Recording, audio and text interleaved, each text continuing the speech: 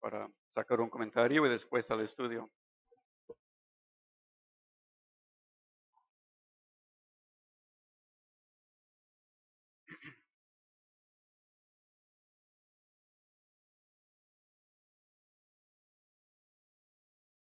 Filipenses 4, el verso 14, 13 y 14, por favor.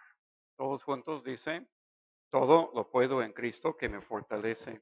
Sin embargo, bien hiciste en participar conmigo en mi tribulación. El contexto es de un Pablo que padecía necesidad material, física, y había entre los filipenses personas en la iglesia que lo apoyaban y él manda a reconocerlos y a dar gracias por lo recibido. Pero este, es una forma de expresar también gratitud en todos los sentidos. Pablo había sido encarcelado y había gente que lo apoyaba aún en esos momentos tan difíciles y obviamente encarcelado por su testimonio para Cristo. Sin embargo, dice, bien hiciste en participar conmigo en mi tribulación. La palabra ahí es más cercana a aflicción, en su apuro, en su momento difícil. Y bien podría decir lo mismo de cada uno de ustedes. Gracias por su apoyo en estos últimos días y semanas y meses. Espero me logren entender hoy. Es primera vez que intento hacer un estudio en español en mucho tiempo. Eh, Espero que no se me haya olvidado mucho de mi español. Vamos ahora a unas palabras en cuanto a lo que es iglesia y referente a nuestra iglesia en particular también. Esto, el motivo es porque al final vamos a bautizar y hay un enlace entre las dos cosas, ¿sí? Iglesia. La primera vez que aparece la palabra en la Biblia es en Mateo capítulo 16. Vamos a leerlo, por favor. Mateo 16, 18.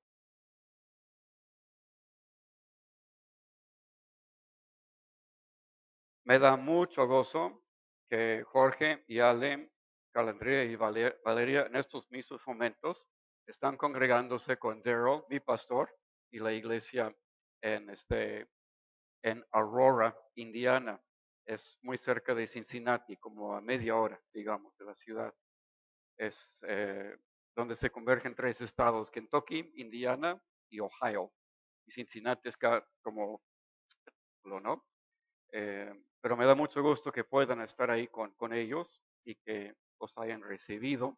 Oremos por su regreso. Regresen manejando de Cincinnati a Atlanta, Miami y tomen su avión para acá otra vez en la semana. Al menos eso esperamos, que regresen, ¿no? Bien. Mateo 16, 18 al 19. eh, Todos dice, y yo también te digo que tú eres Pedro, y sobre esta roca edificaré mi iglesia, y las puertas del Hades no prevalecerán contra ella.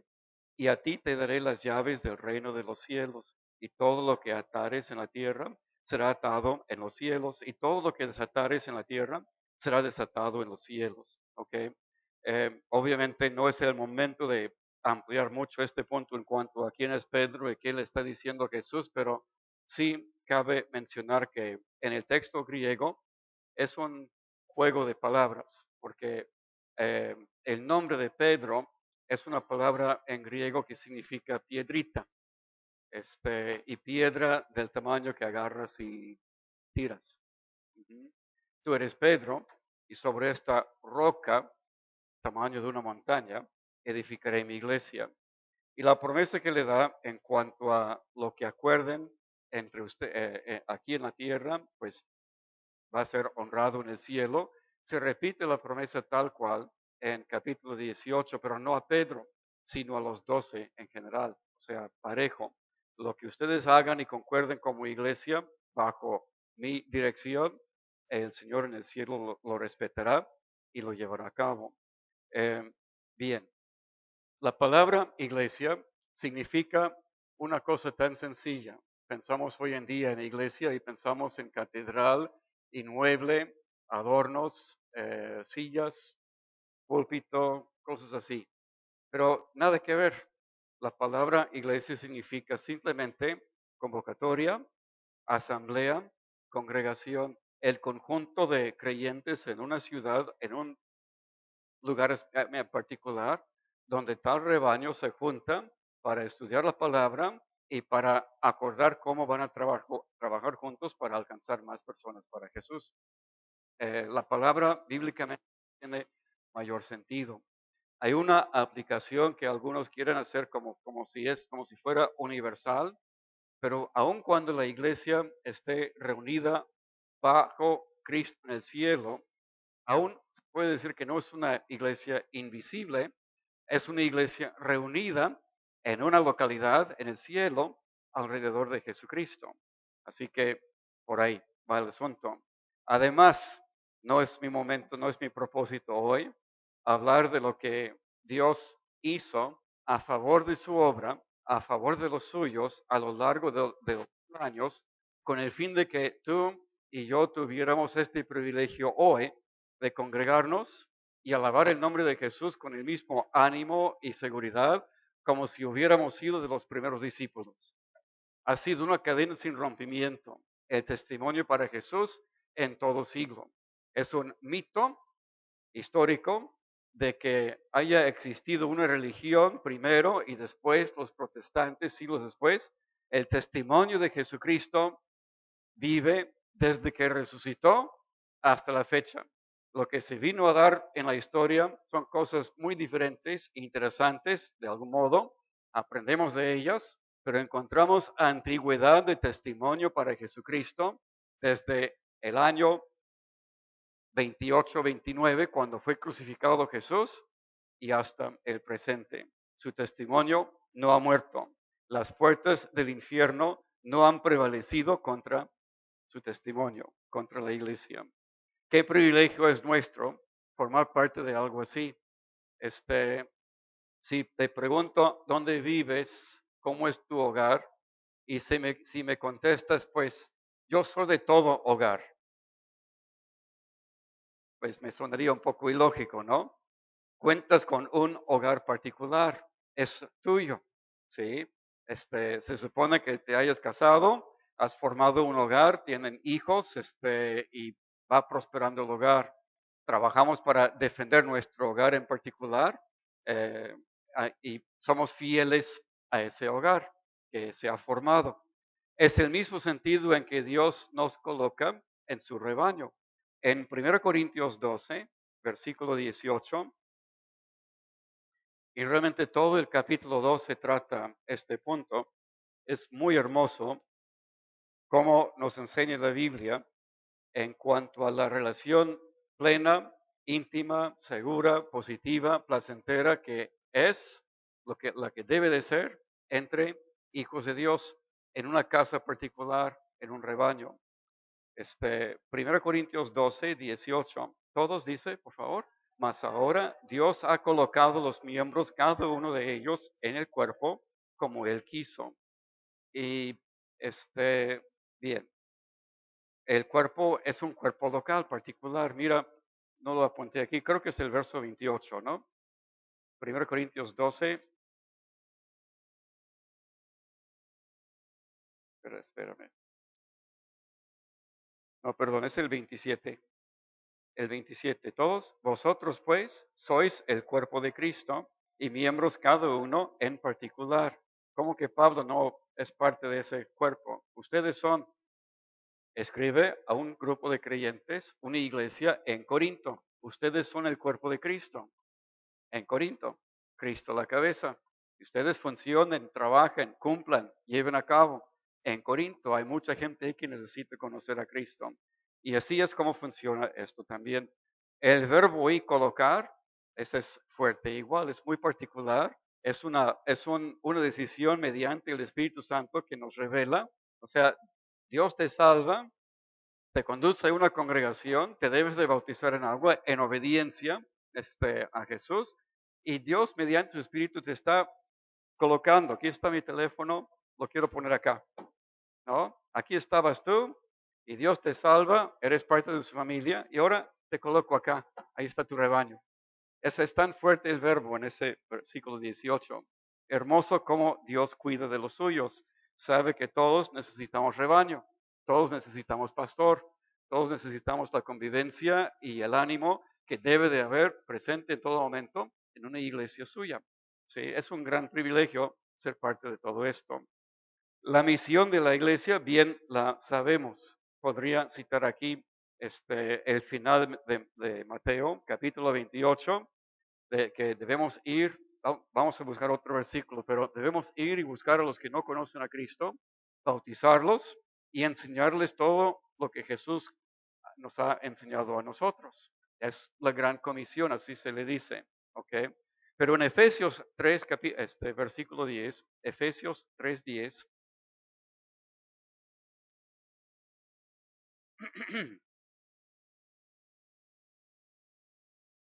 tenemos aquí un gran encargo también que incluye eso de la gran comisión. Efesios 3, el 10, todos dice, para que la multiforme sabiduría de Dios sea ahora dada a conocer por medio de la iglesia a los principados y potestades en los lugares celestiales. Wow, qué fuerte. Aquí en la tierra como en el cielo, es nuestro encargo dar a conocer la multiforme sabiduría de Dios. Esto es algo precioso, o no tan fácil. Dios es una profundidad en su ser. Conocerlo es entender que apenas una pequeña parte sabemos y entendemos de Él, pero lo que nos ha enseñado nos ha mandado a compartir ello con los demás. Y obviamente la verdadera sabiduría es cristocéntrica. Nos tiene Dios hablando de Jesús y lo que hizo en la cruz de Calvario por nosotros. Porque sin ese fundamento, estamos aquí sin sentido, sin raíces en la eternidad y sin seguridad en cuanto a lo que nos vaya a pasar después de esta vida. Cantamos ahora un coro bien hermoso, ¿no? Dios, déjanos conocerte, o sea, hemos nacido de nuevo y si estamos lejos, queremos nacer de nuevo. Si nunca te ha tocado conocer a Jesús como tu Salvador personal, te hace falta. Sin nacer de nuevo, no vas a estar con Dios. De algún modo, bueno, qué bueno que no sea yo el Espíritu Santo. Algunos aquí saldrían sangrando, yo creo, ¿no? Garrote o algo. ¿A qué horas vas a entender? ¿No? No se te pega la salvación porque llegas 20 veces a un estudio. Eh, no eres cristiano porque naciste en ello desde bebé, ¿no es cierto? Naciste sin Dios, ¿no? Y mientras no te des cuenta propiamente, mientras no te arrepientas tú personalmente de tu pecado y recibas por fe a Jesús como tu Salvador, entendiendo que Él murió en tu lugar para salvarte, sigues perdido sin que hagas esa decisión personal. Todos nacimos una vez, aquí estamos, pero todos hemos nacido de nuevo. Es la única entrada que hay al cielo. Los demás no van a estar con Dios. Los demás no son de Dios. ¿Sí? Algunos vamos al cielo, los demás no. ¿Por qué?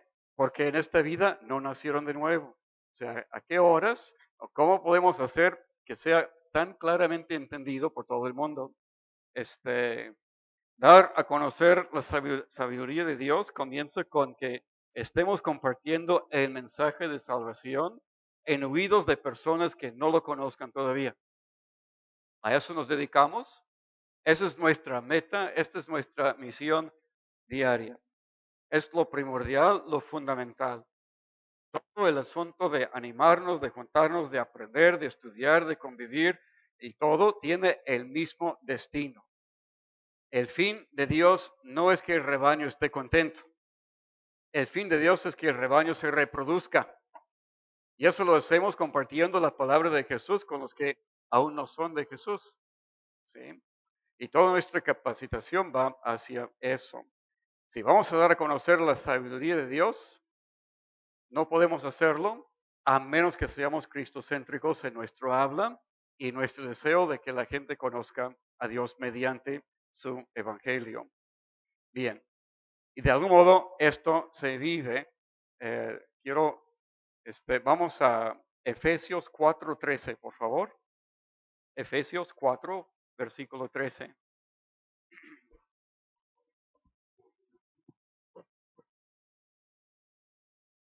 todos, por favor, dice, hasta que todos lleguemos a la unidad de la fe y del conocimiento del Hijo de Dios, a un varón perfecto, a la medida de la estatura de la plenitud de Cristo. ¿Ok? Hasta que lleguemos todos a esa plenitud, esa madurez. El medio es mediante la enseñanza, la predicación, la exhortación en la palabra, en los versos 10 y 11. El fin es que seamos perfectos. Pero el siguiente verso habla de que vivamos en esa unidad en que nos tiene armado Dios como rebaño. ¿Sí? La entrada a la iglesia, algunos dirían, bueno, por la puerta de atrás o por la de atrás, pero esto no es la iglesia. Entrada a la iglesia es mediante el bautismo en agua. Eres salvo, vas al cielo con o sin bautismo o 20 bautismos, ¿sí? Pero no entras a la iglesia, un rebaño, mientras no seas bautizado en agua. Y lo haces por tal de demostrar tu disposición de ser hijo obediente, porque Dios ha mandado que bauticemos a sus discípulos. Si ahora dices, soy seguidor de Jesús, entonces ahora es cuando dices, me voy a bautizar, me voy a declarar públicamente como seguidor de Jesucristo y me identifico con este rebaño de condiscípulos. ¿Sí? Y eso lo haces con edad, con conciencia propia, y cuando tengas ese llamado sobre tu vida, mientras más temprano lo hagas, pues mejor. ¿Sí? En Hechos 2:41, por favor. Hechos 2:41.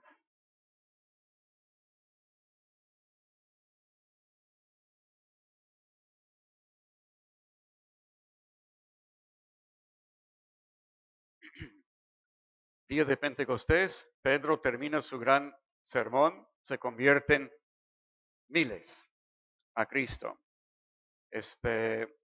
Como resultado, en el versículo 41, sí, Hechos 2:41, todos dice, así que los que recibieron su palabra fueron bautizados y se añadieron aquel día como 3,000 personas. Se respeta ese orden, esos pasos a lo largo de los ejemplos que vemos más adelante en cuanto a los bautizados. Creen primero en Jesús, luego son bautizados y se comienzan a congregar inmediatamente. ¿Sí? Es el mismo procedimiento hasta el día de hoy. ¿Sí? Así que tenemos precedente establecido y muy claro en cuanto a cómo se entra a una iglesia. Brevemente, ingredientes ingredientes fundamentales para una iglesia sana. 3, 4 comentarios aquí. No son todos ingredientes, pero creo que son los sobresalientes, al menos son los que quiero resaltar hoy en este estudio.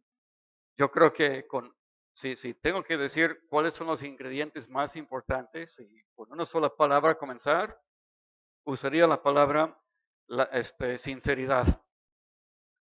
Sinceridad viene de una palabra en latín que se ve en latín literalmente como sincera, como dos palabras, sincera. O sea, sinceridad significa que eres transparente, eres tal cual lo que aparentas, no eres de duplicidad, no eres hipócrita, no eres de guardar cosas, no traes una agenda personal, andas manipulando, manejando a la gente, no atacas, no sacas pretextos, no sacas cosas en contra de los demás por tal de que no vean lo tuyo. Sinceridad, sincera, soy transparente, soy un ser humano muy débil, por cierto, conozco a Cristo, necesito que me ayude a diario y estoy seguro de mi salvación porque es lo que prometió Él desde el día que me recibió, promete que nunca me va a desechar. ¿Estás en Jesús? Eres un pecador, antes muy perdido, sigues igualmente pecador, salvado y con ese crecimiento que da el Espíritu Santo en tu vida. ¿Sí? Sinceridad significa muchas cosas. Para comenzar, 2 Corintios, por favor. 2 de Corintios, capítulo 1.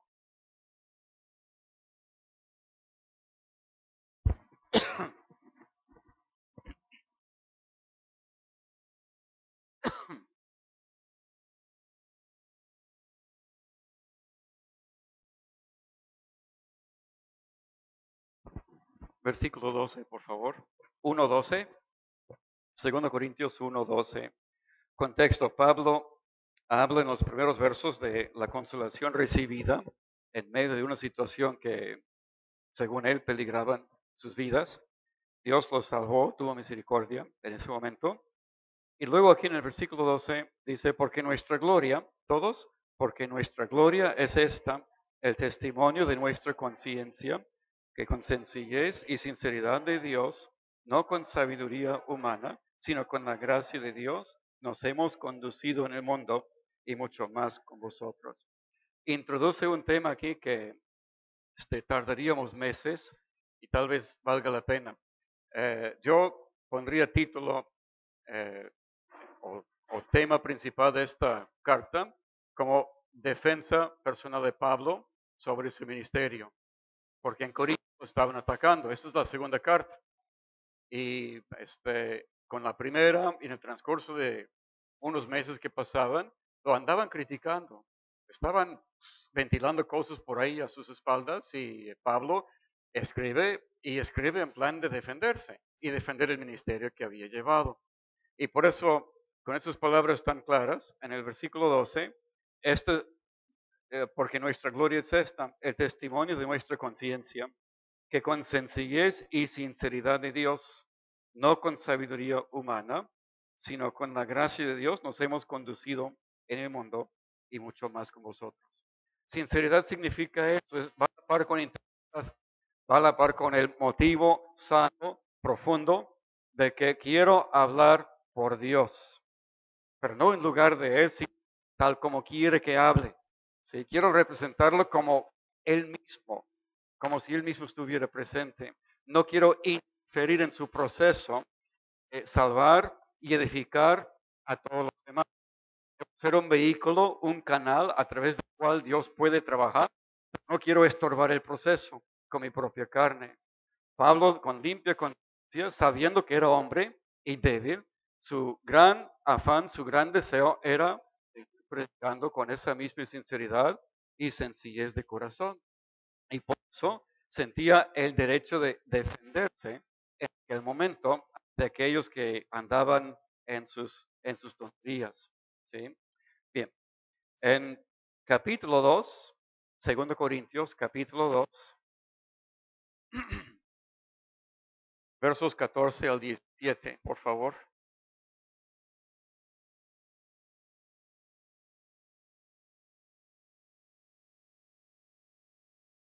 Sí, 2 de Corintios, capítulo 2, del 14 al 17. Siempre me ha gustado el 14. Veamos aquí el contexto. 14 al 17. Todos, por favor. Mas a Dios gracias, el cual nos lleva siempre en triunfo en Cristo Jesús y por medio de nosotros manifiesta en todo lugar el olor de su conocimiento. Porque para Dios somos grato olor de Cristo en los que se salvan y en los que se pierden. A estos ciertamente olor de muerte para muerte y a aquellos olor de vida para vida. Y para estas cosas, ¿quién es suficiente? Pues no somos como muchos que medran falsificando la palabra de Dios, sino que con sinceridad, como de parte de Dios y delante de Dios, hablamos en Cristo. En el versículo anterior que vimos, Pablo declara, venimos no con agenda personal, no con ideas propias, venimos con corazón entregado a Dios, queriendo con sencillez y sinceridad demostrar el camino de Jesucristo, vivirlo y predicarlo a los cuatro vientos. Caiga como caiga el mensaje, pero que sea el de Dios. Ni nada más ni nada menos. ¿Sí? Y en este pasaje es lo mismo, pero esto va con una advertencia, porque dice en el verso 17, pues no somos como muchos, ahora sí está pensando en aquellos que estaban haciendo ruido en Corinto, no somos como muchos que medran falsificando la palabra de Dios. ¿Medrar qué significa?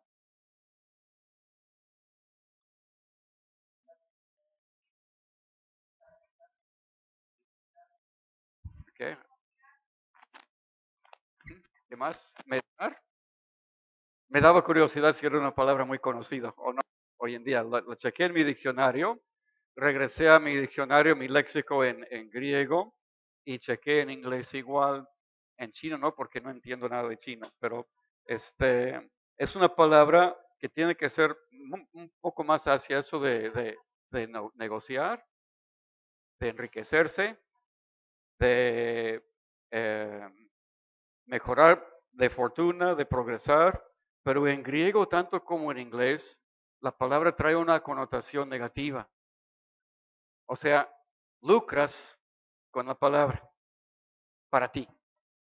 De eso habla, ¿ok? No o sea, como lo contrario de sinceridad y de sencillez de corazón, lo haces porque le sacas vida de ello, algo así, ese es el sentido, ¿no? Es un, bueno, diría yo que hoy en día existen cosas por ahí también que no con la misma sinceridad y sencillez intentan hacer las cosas para Dios.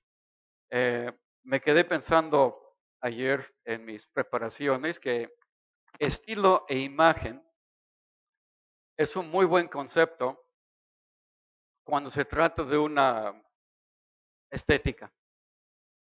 Estilo e imagen es un muy mal concepto si lo aplicas a tu decisión de buscar congregación, rebaño. Es muy superficial, ¿no? Pero bueno, por ahí iba el asunto. Hacían mucho ruido en Corinto, algunos, y Pablo trata bueno, ataca de frente lo malo que estaba pasando por ahí. En todo eso hay una exhortación en cuanto a la sinceridad en 1 Corintios, capítulo 5.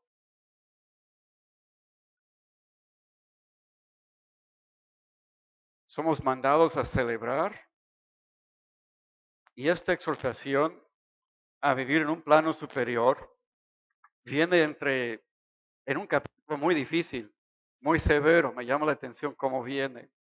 1 Corintios 5, de 6 a 8. Todos, por favor. No es buena vuestra jactancia. ¿No sabéis que un poco de Sí. levadura leuda toda la masa? Limpiaos pues de la vieja levadura, para que seáis nueva masa, sin levadura como sois, porque nuestra Pascua, que es Cristo, ya fue sacrificada por nosotros. Así que celebremos la fiesta, no con la vieja levadura, ni con la levadura de malicia y de maldad, sino con panes sin levadura, de sinceridad y de verdad. Podrías pensar que está hablando de dejar atrás el sistema de los judíos con sus ceremonias especiales, sus días religiosos especiales y sus sacrificios y todo aquello, pero no, viene justo en medio de Pablo tratando un problema de un fornicario al mismo tiempo influyente en la iglesia en Corinto y intocable, según. Nadie lo tocaba, nadie lo enfrentaba, vivía mal y nadie le decía nada. Y Pablo termina su exhortación aquí en cuanto a límpiense, celebren con pan sin levadura. Está hablando de cuando hay problemas así severo, trátalo, quítalo de dentro o afuera y luego la iglesia va a prosperar.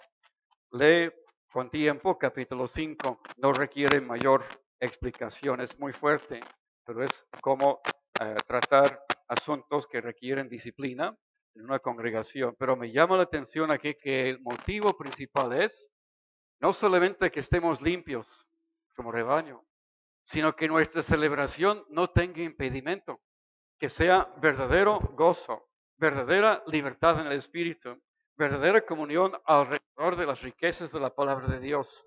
¿Sí? Es nuestra meta como creyentes en Jesucristo.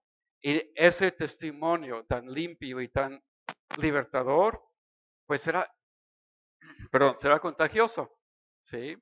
En lugar de personas equivocándose, jalando hacia abajo, ahí estaremos en nuestra celebración jalando a los demás hacia arriba con nosotros, a andar en las alturas con nuestro Señor. Es el punto que está sacando el apóstol aquí. Así que para mí comienza con la sinceridad, ingredientes base para una iglesia sana. Y bueno, Ya comenté la parte de gente convertida, nacida de nuevo, sin conversión a Cristo, cómo van a querer más en cuanto a la voluntad de Dios en sus vidas. También una iglesia requiere, meto este párrafo aquí también, antes de ir terminando, eh, requerimos de hogares sanos. Una iglesia no puede ser más fuerte o más sana que las familias que la componen. Podemos medir la calidad de nuestra congregación, la fuerza espiritual de nuestra congregación, si inspeccionamos hogar por hogar, cómo va cada hogar. Sí, porque de ahí surgen los hijos y el ejemplo y muchas cosas que necesitamos.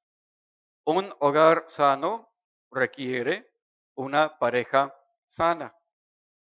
Para una pareja sana requerimos de un hombre sano, mujer también.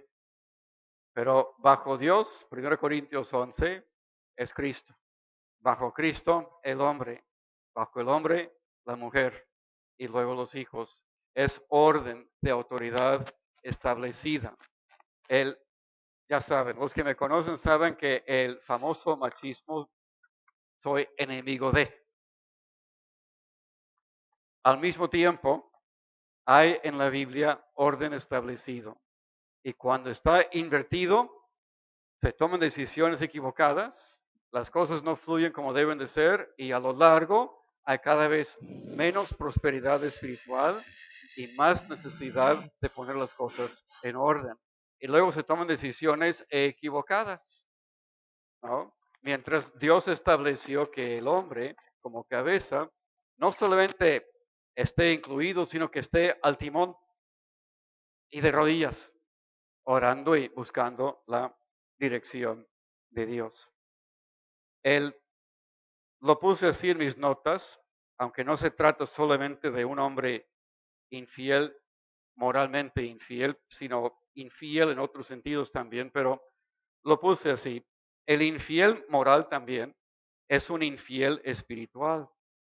Si está fallando en casa, le fallará también a su iglesia, haciendo para que la iglesia sea tan débil como él. O sea, si vamos a prosperar a largo plazo, de aquí a un año, 5, 10 años, se requieren hombres a la cabeza espiritual de sus familias. ¿Quién dirige los devociones, los devocionales en tu casa? ¿Quién toma la iniciativa en las cosas de Dios? ¿Quién es el primero en levantarse los domingos para decir, aquí hoy no hay deporte, no hay playa, antes de que vayamos al estudio? El hombre de la casa hablando. ¿Quién es el que decide si van a la congre o no un domingo? O si van a hablar con un vecino acerca de Jesús o invitarlo a un café para platicar de las cosas de Dios.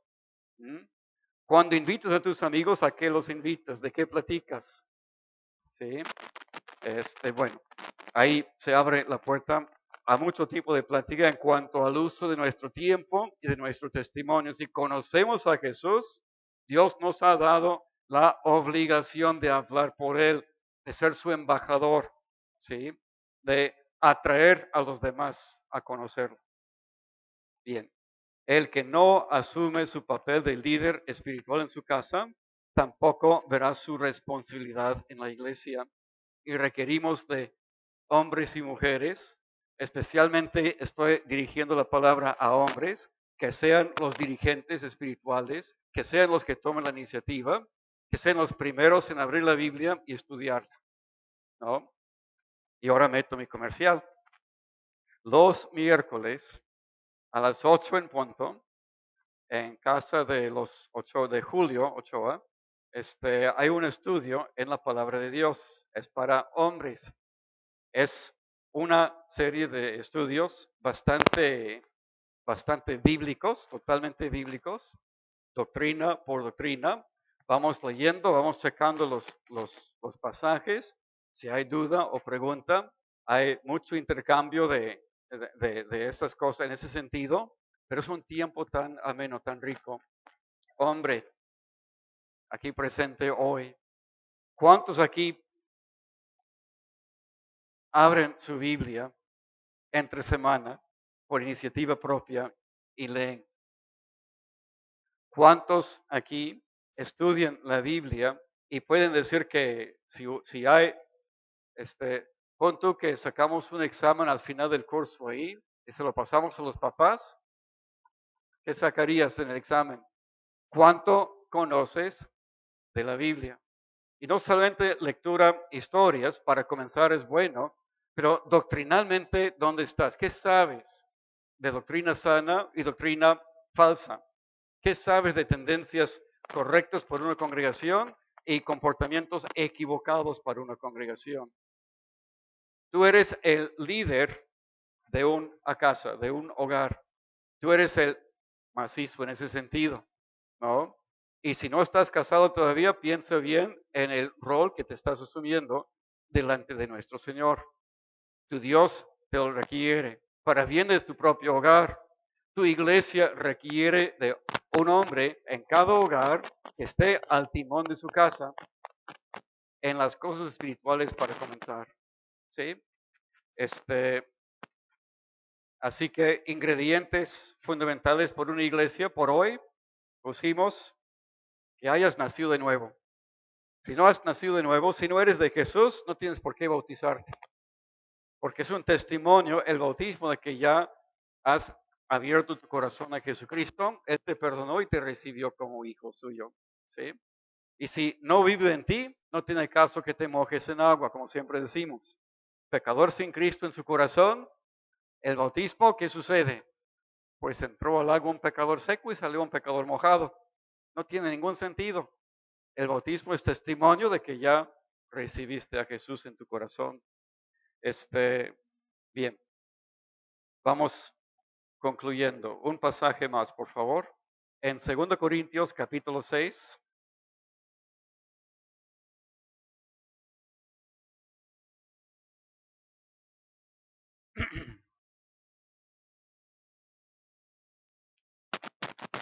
Del 1 al 7, por favor. 2 Corintios 6, del 1 al 7.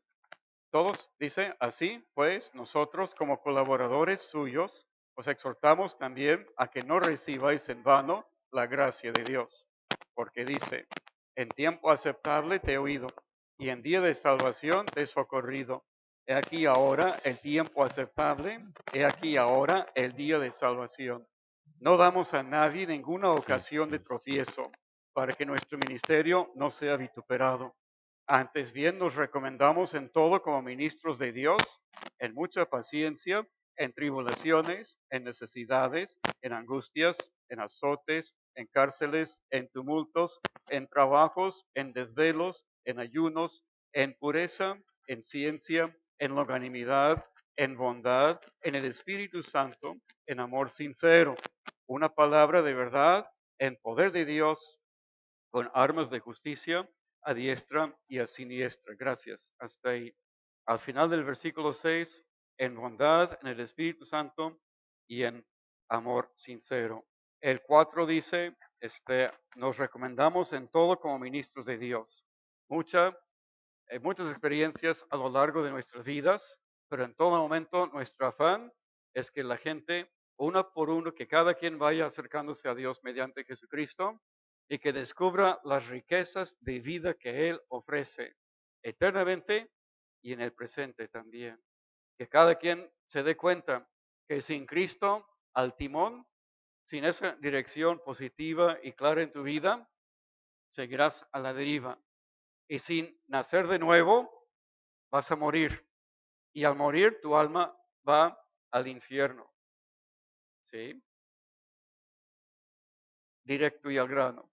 San Juan 3:36. Dije que iba a ser el último texto, pero esto es para cualquiera que no tenga certeza de vida eterna en Cristo Jesús. Más vale que lean y que el poder de la misma palabra de Dios penetre cada corazón. Juan 3:36. 3:36. Todos dice, el que cree en el Hijo tiene vida eterna, pero el que rehúsa creer en el Hijo no verá la vida, sino que la ira de Dios está sobre él. ¿En cuál camino estás? Arrepiéntete. Cree en Jesús, recíbele hoy como tu Salvador personal, serás salvo y para siempre. ¿Sí? Oremos, por favor. Señor nuestro, te doy gracias por esta oportunidad de poder a compartir con este precioso rebaño. Te ruego, Señor, que toques nuestras vidas, ayúdanos a seguirte de cerca, día a día. Te necesitamos, Señor, momento a momento. Te damos gracias por cada uno aquí presente. Te ruego que bendigas al testimonio, que el testimonio que vamos a escuchar y que la persona que se bautice pues sea en todos los sentidos un ejemplo para los demás y no solamente hoy, sino también el resto de su vida. Te damos gracias en nombre de Jesús. Amén. Gracias.